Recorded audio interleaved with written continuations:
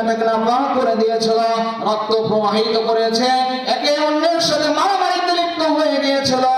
আপনি যদি আবার খলিফা প্রেরণ করেন তাহলে তারা দুনিয়ার মাঝে যাবে, আবার ফিতনা ফাসাদ শুরু করে দিবে। আল্লাহ তাআলা আপনি আমাদেরকে সৃষ্টি করেছেন যে কাজের জন্য, যেইভাবে আপনি আমাদেরকে আদেশ করেন পুঙ্খানুপুঙ্খানুভাবে আমরা আপনার আদেশ পালন করি। আপনি যদি আমাদেরকে আদেশ করেন ওই কাজের জন্য, তাহলে আমরাও ওই কাজ পরিপূর্ণভাবে আদায় করব। যারা বলেন সুবহানাল্লাহ। আল্লাহ রাব্বুল আলামিন বলেন, ও আমার ফেরেশতারা, আমি আল্লাহ রাব্বুল আলামিন ফয়সালা করে নিয়েছি জমিনের মাঝে খলিফা প্রেরণ করব। আল্লাহ তাআলা বলেন, ক্বালা ইন্নী আ'লামু মা লা তা'লামুন, আমি আল্লাহ রাব্বুল আলামিন গায়েব সম্পর্কে যা জানি তোমরা জানো না। আমার বান্দারা কি করবে আমি ভালোভাবে জানি, দুনিয়ার মাঝে তারা কি করবে আমি আল্লাহ রাব্বুল আলামিন ভালোভাবে জানি। এই জন্য ভাইরা, আল্লাহ তাআলা আপনাকে আমাকে যে উদ্দেশ্য মাকসাদ নিয়ে প্রেরণ করেছে, আল্লাহ তাআলা অনেক আশা নিয়ে আপনাকে আমাকে প্রেরণ করেছে।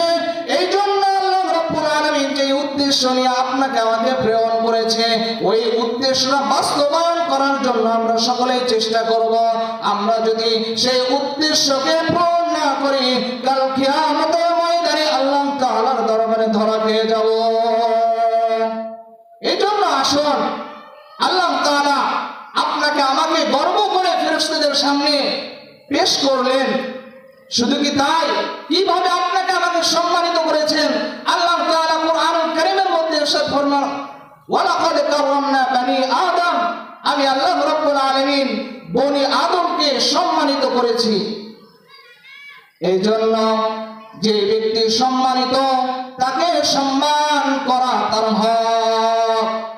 আমি আপনি যদি সেই সম্মান না রাখি, কাল কিয়ামতের ময়দানে আমি আল্লাহ রাব্বুল আলামিনের সামনে কিভাবে দাঁড়াবো, কিভাবে উত্তর দিব? আপনাকে আমাকে সেই জাহান্নামের মধ্যে চলে যেতে হবে। আল্লাহ তাআলা বলেন, ইন্নাল্লাযীনা কাফারু বিআয়াতিনা সাওফা নুসলিহিম নারা কুল্লামা নাদিজাত জুলুদুহুম বাদদালনাহুম জুলুদান গায়রাহা লিয়াযুকুল আযাব।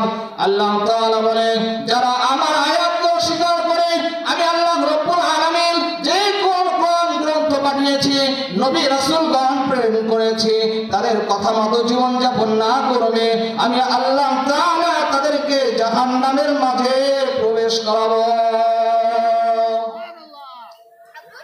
জাহান্নাম কেমন? আপনাকে আমাকে যে প্রেরণ করবে, জাহান্নামের আগুন কি সহ্য করতে পারবো? একটু চিন্তা করুন। আমি আপনি আগুনের মধ্যে হাত দিতে পারি না, আগুনের হাত দিলে পুড়ে যায়, এইটুকু সহ্য করতে পারি না। এর চেয়েও সহজ বিষয় যদি হয়, তাহলে যখন রোদ প্রখর হয়, আমি আপনি এতই দুর্বল, আমি আপনি সহ্য করতে পারি না। কাল কিয়ামতের ময়দানে যখন আমার আপনার জাহান্নামের ফয়সালা হয়ে যাবে, আমি আপনি কিভাবে সহ্য করব?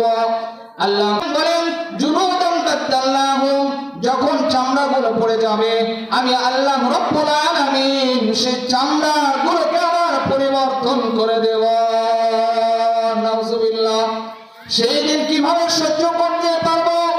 আমি আপনি তো আগুনকে সহ্য করতে পারি না, রোদের তাপ সহ্য করতে পারি না। সেই দিন আপনি আমি কিভাবে ওই জাহান্নামের আগুন সহ্য করব? এই জন্য ভাই, একটু চিন্তা করে দেখি, আমি আপনি যখন মারা যাব, আপনাকে আমাকে মৃত্যুবরণ করতেই হবে, কেউ এর থেকে রেহাই পাবে না।